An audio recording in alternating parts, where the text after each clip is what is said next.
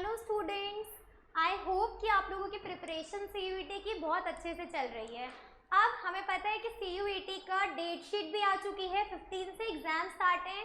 तो अब last 15 days में हम कैसे पढ़ें, हम कौन कौन से टॉपिक को किस तरह से कवर करें, सिलेबस के अकॉर्डिंग हमने कितना किया है, कितना रहता है, वो सब चीज़ें मैं आपको अभी बताऊंगी। ध्यान से इस वीडियो को सुनना और आप हर चीज़, हर आपका जो भी आपका क्वेश्चंस होगा वो आई होप कि इसमें मैं कवर कर सकूं। सबसे पहली चीज़, हम बिजनेस स्टडीज़ को अब लास्ट के जो 15 डेज हैं उसमें किस तरह से पूरे सिलेबस को कवर करें, क्या हमने कर लिया है, किस तरह से हमें आगे बढ़ना है, वो चीज़ें देखते हैं। सबसे पहला हम अपने CUET के सिलेबस को अगर देखें, हमारा जो फर्स्ट चैप्टर है वो है nature and significance of management. अब ये चैप्टर हमारा मैनेजमेंट का कोर है।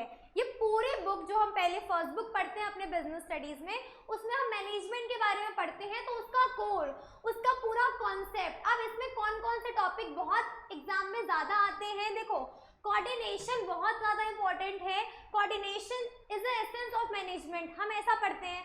तो आपके एग्जाम में ना ऐसी चीज़ें क्वेश्चंस आएंगे।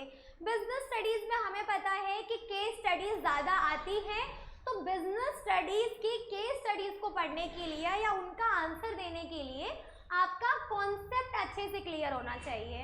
अगर आपका कॉन्सेप्ट क्लियर है तो आप कंफ्यूज नहीं होंगे। अगर आपको पता है कि मैनेजमेंट का जो पार्ट है प्लानिंग, वो क्या काम करता है, तो अगर आपने केस स्टडीज़ में कुछ कीवर्ड्स देख लिए, ठीक है, फोरकास्ट के बारे में लिखा हुआ है, आप अभी एक्सपेक्टेड सोच रहे हो कि इतना हम प्रॉफिट अर्न करेंगे, आप एक रोड मैप तैयार कर रहे हो, तो वो टर्म्स को पढ़ के आपको पता लग जाना चाहिए कि हम यहाँ पे प्लानिंग की बात कर रहे हैं। ठीक है, आप यहाँ पे हम मैनेजमेंट से स्टार्ट करते हैं। मैनेजमेंट का ऑब्जेक्टिव क्या है, मैनेजमेंट का इंपॉर्टेंस क्या है।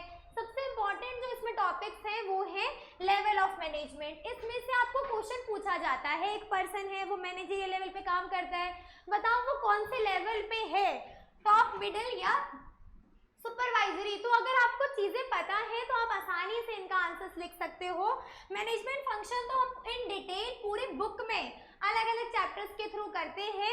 नेचर, मैनेजमेंट एज आर्ट कब है, मैनेजमेंट एज साइंस का मतलब क्या है। प्रोफेशन में हम ये पढ़ते हैं ना कि कोड ऑफ कंडक्ट फॉलो किया जाता है, तो आपसे एग्जाम में क्या पूछेंगे, क्या मैनेजमेंट का ये फीचर कि क्या प्रोफेशन का या क्या साइंस का, जैसे हमारा प्रोफेशन बोलता है कि कोड ऑफ कंडक्ट होना चाहिए उनका, या फिर हमारा प्रोफेशन बोलता है कि जो सिलेक्शन होगा ये पर्टिकुलर इतने जिन्होंने एग्जाम दिया है, एग्जाम के थ्रू, एक प्रोफेशन लीगल बॉडी है, जिन्होंने एग्जाम क्लियर किया है वो लोग सेलेक्ट हो सकते हैं। तो क्या मैनेजमेंट में ये प्रोफेशन का फीचर है कि नहीं है, आपको प्रॉपर केस स्टडी में फीचर गिवन होगा। तो अगर आपने ये टॉपिक क्लियर करा हुआ है, आपको इसमें कोई डाउट नहीं है, आपने उसको रिवाइज किया हुआ है, तो आप आसानी से इसका आंसर कर सकते हो।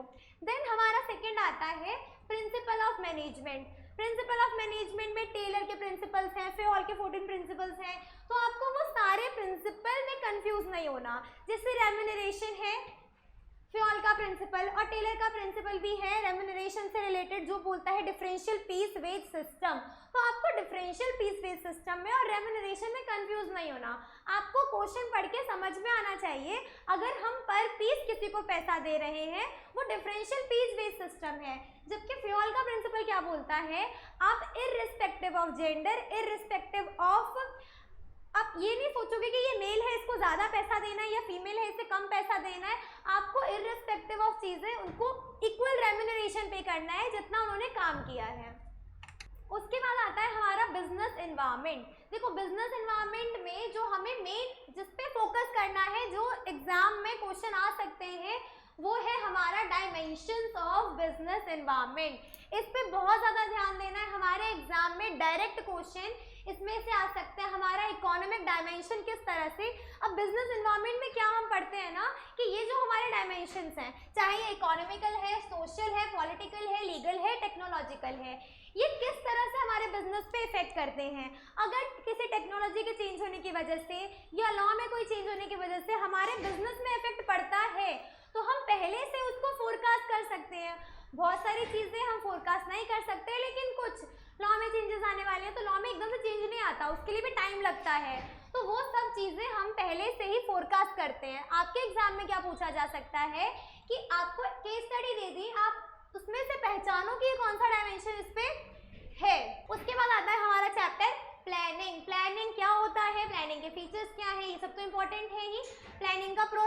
कैसे, प्लानिंग को कैसे स्टार्ट करना है। आपके एग्जाम में प्लानिंग प्रोसेस लिखने को नहीं आएगा, हम सबको पता है, लेकिन उसने 3-4 स्टेप ऊपर लिखे होंगे, आप पहचानो आगे के स्टेप्स कौन से हैं।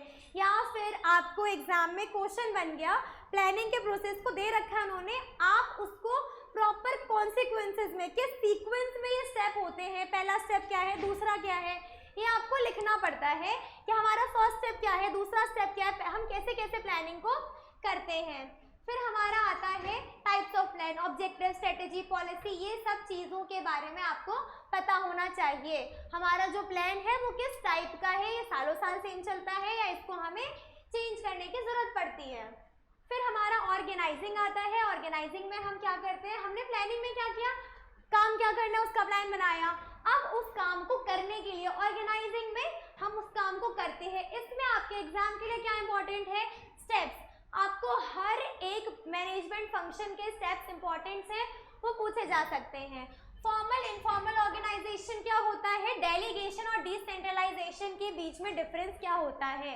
कई बार एग्जाम में हम केस स्टडी में कंफ्यूज हो जाते हैं कि ये डेलीगेशन पूछा गया है या डिसेंट्रलाइजेशन, तो आपको इन दोनों का डिफरेंस पता होना बहुत इंपॉर्टेंट है। देन आता है हमारा स्टाफिंग। स्टाफिंग में जो हमारा मेन क्वेश्चन एग्जाम में आ सकता है वो है रिक्रूटमेंट और सिलेक्शन का प्रोसेस। आपके एग्जाम में ये पूछा जा सकता है कि रिक्रूटमेंट का प्रोसेस क्या है या सिलेक्शन का प्रोसेस क्या है, उसके अलावा ट्रेनिंग एंड डेवलपमेंट के मेथड, आपका ऑन द जॉब ट्रेनिंग है, ऑफ द जॉब ट्रेनिंग है, ये सब आपको पता होना चाहिए कि ऑन द जॉब ट्रेनिंग में कौन कौन से मेथड्स हैं, ऑफ द जॉब ट्रेनिंग में कौन कौन से मेथड्स हैं, तो ये एग्जाम में क्वेश्चन आ सकता है। आगे बढ़ते हैं हम अपने नेक्स्ट चैप्टर के पास, वो है हमारा directing.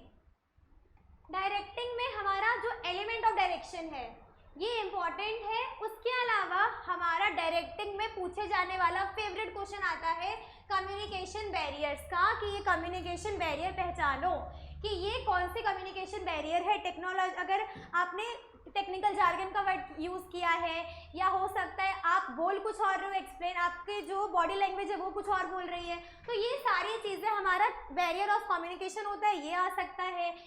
Qualities of a good leader क्या होता है, मोटिवेशन, जो मैस्लो हायरार्की ऑफ नीड्स है, ये इंपॉर्टेंट है कि एक नीड फुलफिल होते ही दूसरी नीड क्या है।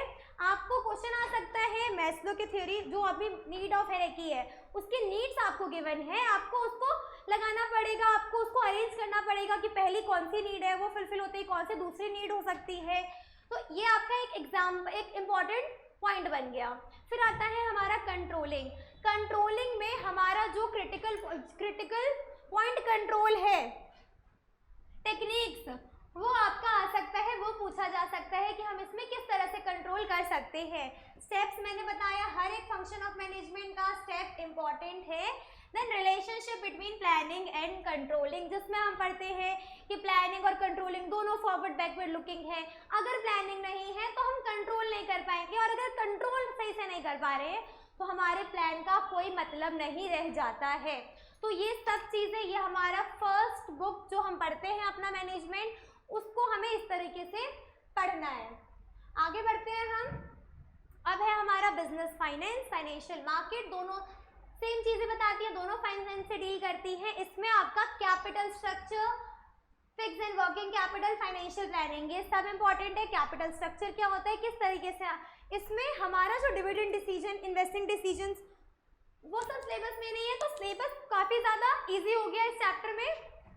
हमें उतने ज़्यादा कॉन्सेप्ट पढ़ने की ज़रूरत नहीं है, हमें ये पता होना चाहिए फिक्स और वर्किंग कैपिटल की रिक्वायरमेंट, कौन कौन से फैक्टर्स हैं जो हमारा फिक्स और वर्किंग कैपिटल को इफेक्ट करता है, हमें कब फिक्स कैपिटल चाहिए, हमें किन किन चीज़ों में फिक्स कैपिटल होना चाहिए। अगर हमारा बिजनेस का साइज बड़ा है, हमारा फिक्स कैपिटल रिक्वायरमेंट ज़्यादा होगा। अगर हमारा जो नेचर ऑफ बिजनेस है वो सर्विस नेचर का है तो हमें फिक्स कैपिटल ज़्यादा नहीं चाहिए, लेकिन वो मैन्युफैक्चरिंग नेचर का है तो फिक्स कैपिटल ज़्यादा चाहिए। देन मनी मार्केट इंस्ट्रूमेंट, हमारा स्टॉक एक्सचेंज का जो फंक्शन है वो इम्पॉर्टेंट है। सेबी का जो फीचर है, सेबी का जो फंक्शन है, प्रोटेक्टिव फंक्शन है, रेगुलेटरी फंक्शंस हैं, इसमें जो हमारे फंक्शंस आते हैं वो एग्जाम में पूछा जा सकता है। आपका प्राइमरी और सेकेंडरी मार्केट क्या होता है, इन सब के बीच में डिफरेंस। और एक और टॉपिक जो आपके 12th के सिलेबस में नहीं था बट इसमें है, 12th के आपके बुक में दे रखा है, पावर बूस्टर वाले टॉपिक में दिया होता है वो है instrument of money market, treasury bill, commercial paper, तो इन सबको आपको इसमें पढ़ना है। उसके बाद आते हैं हम मार्केटिंग पे। मार्केटिंग में जो बहुत इंपॉर्टेंट हमारा टॉपिक है वो है मार्केटिंग फिलोसॉफी, वो हमारा एग्जाम में पूछा जाता है। उसके अलावा जो कौन कौन से फैक्टर हमारे प्राइस को इफेक्ट करते हैं, हमारा जो प्रमोशन है, आपको प्रमोशन मिक्स पता होना चाहिए, आपको ये पता होना चाहिए कि मार्केटिंग और सेलिंग कैसे डिफरेंस है। मार्केटिंग एक बड़ा कॉन्सेप्ट है, उस कॉन्सेप्ट के अंदर ही हमारा सेलिंग आता है। चैनल ऑफ डिस्ट्रीब्यूशन, ये हमें पता होना चाहिए कि चैनल ऑफ डिस्ट्रीब्यूशन क्या है, वन वेट। उसके बाद हमारा 2 लेवल डिस्ट्रीब्यूशन आता है, वो सब चीज़ें क्या है, प्रोडक्ट का नेचर, ब्रांडिंग, लेबलिंग, पैकेजिंग, ये सब चीज़ें हमें ये पता होना चाहिए कि मार्केटिंग सेलिंग दोनों कैसे अलग है। मार्केटिंग प्रोडक्ट के बनने से पहले ही स्टार्ट हो जाता है, सेलिंग प्रोडक्ट के बनने के बाद, उसको बेचना बाद में शुरू होता है, लेकिन मार्केटिंग हमेशा पहले ही स्टार्ट हो जाता है। उसके बाद हमारे 2 और चैप्टर्स, जिसमें से एक आपके लिए बिल्कुल नया चैप्टर है एंटरप्रेन्योरशिप और एक है हमारा कंज्यूमर प्रोटेक्शन। कंज्यूमर प्रोटेक्शन का जो सबसे इम्पोर्टेंट टॉपिक होता है वो है कंज्यूमर राइट्स। आपको कंज्यूमर राइट्स पता होने चाहिए। उसके अलावा जो भी हमारे रिड्रेसल एजेंसीज हैं, legal redressal agencies consumer protection act में, ये हमारे एग्जाम में पूछा जा सकता है। कंज्यूमर के राइट के साथ कंज्यूमर की रिस्पॉन्सिबिलिटी भी है, ये आपको पता होना चाहिए। जो हमारा लास्ट टॉपिक है वो है एंटरप्रेन्योरशिप डेवलपमेंट। एक एंटरप्रेन्योर की डेवलपमेंट कैसे होती है वो हम इस टॉपिक में पढ़ते हैं। ये आपके लिए एक बिल्कुल नया टॉपिक हो जाएगा, तो आपको इस पे एक्स्ट्रा ध्यान देने की ज़रूरत है, आपको इसको पढ़ना पड़ेगा, इसका कॉन्सेप्ट। इसके पहले की सारी चीज़ें आपने बोर्ड्स के लिए भी प्रिपेयर की हुई हैं, लेकिन ये बिल्कुल नया है। इसमें हम पढ़ते हैं कि कॉन्सेप्ट क्या है, एंटरप्रेन्योरशिप क्या होता है, उसकी नीड क्यों है, वो क्या काम करती है, उसके कैरेक्टरिस्टिक्स क्या है, क्या प्रोसेस है। उसके अलावा हम पढ़ते हैं एटीट्यूड, एंटरप्रेन्योरियल एटीट्यूड, उनके वैल्यूज़ और किस तरीके से वो मोटिवेट होते हैं, अपने एम्प्लॉयज़ को मोटिवेट करते हैं काम करने के लिए। ओवरऑल एक एंटरप्रेन्योरशिप का डेवलपमेंट कैसे होता है।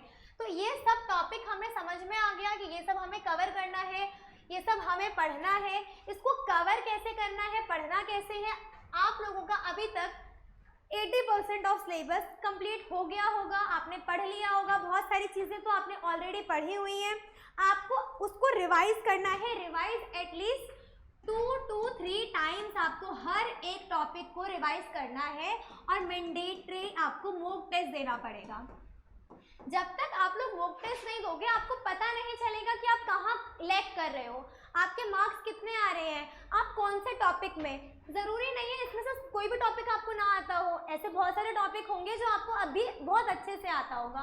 तो जो टॉपिक हमें अच्छे से आता है उसमें बार बार नहीं पढ़ना पड़ेगा, बट अगर आप मॉक टेस्ट दोगे तो आपको पता चलेगा ना कौन सा टॉपिक में आप अटक रहे हो।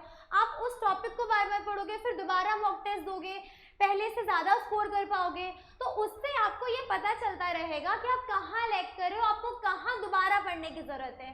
तो मॉक टेस्ट बहुत इंपॉर्टेंट है और रिवीजन बहुत इंपॉर्टेंट है। आपको किसी टॉपिक में पहले से ये सोच के नहीं रखना कि ये टॉपिक तो हमें आता है, कहीं से भी क्वेश्चन आ जाए हम कर लेंगे। आपको उन टॉपिक्स को भी रिवाइज करना बहुत इंपॉर्टेंट है, और जो नया टॉपिक ही आया है, जो बिल्कुल नया चैप्टर है, उसको तो आपको इन डेप्थ स्टडी करने की ज़रूरत है। आई होप ये सब आप अच्छे से करोगे और अपना बेस्ट करके आओगे अपने CUET एग्ज़ाम के लिए।